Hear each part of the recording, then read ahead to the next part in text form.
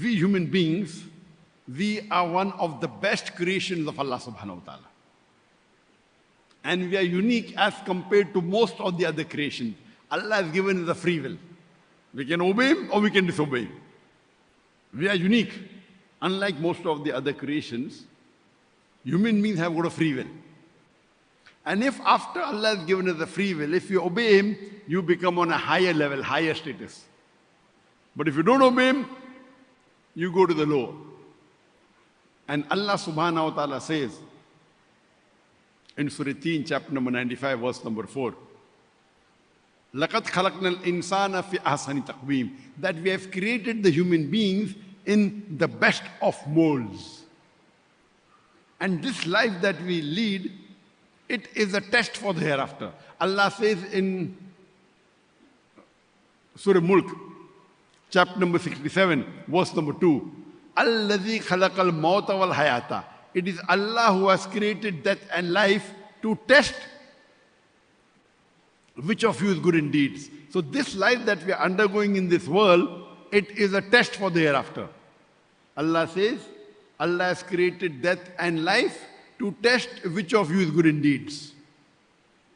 Allah says in Surah Al-Imran, chapter number 3, verse number 185, Kullu nafsin zaiqatul maut. Every soul shall have a taste of death. And the final recompense will be on the day of judgment. And anyone who has been saved from the hellfire and enters Jannah, the garden, he would have achieved the objective of this world. For this world is nothing but mere chattels of deception. It is further mentioned in the Quran, in Surah Baqarah, chapter number 2, verse number 155. Allah says, surely we will test you with something of fear or hunger, with loss of goods or lives or fruits of toils, and give glad tidings to the person who is patiently perseverance. So this life for the human beings is a test for the hereafter. Allah will test you with fear or with hunger, or with loss of goods, or loss of lives, or loss of toils, of fruits of your toils. But give glad tidings to the person who is patiently perseverance. Allah says in the Quran, in Surah Nahl, chapter number 16, verse number 71, that Allah gives more sustenance to some as compared to the others. Allah says in Surah Anam, chapter number 6, verse number 165, Allah gives gifts more to some as compared to the others to test them. Allah says in Surah Anfal, chapter number 8, verse number 28, that your wealth and your children are a test for you.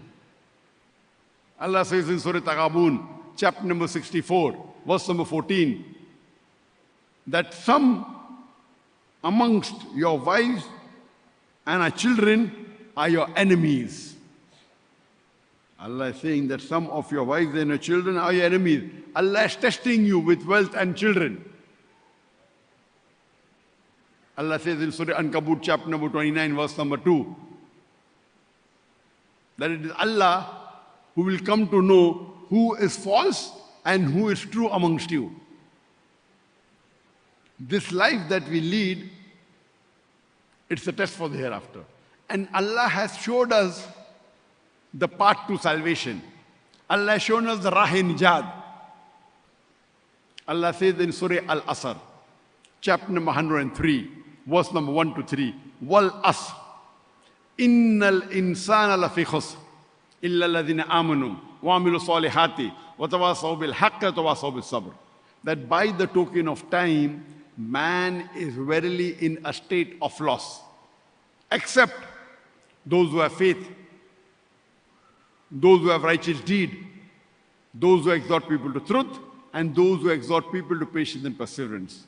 These are the minimum 4 criteria for any human being to go to Jannah. This is known as the path to salvation.